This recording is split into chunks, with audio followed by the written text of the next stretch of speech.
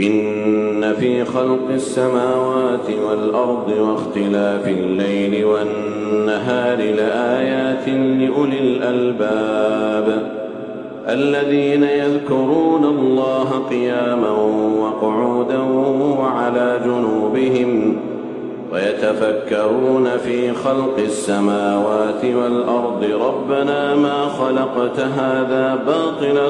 سبحانك فقنا عذاب النار ربنا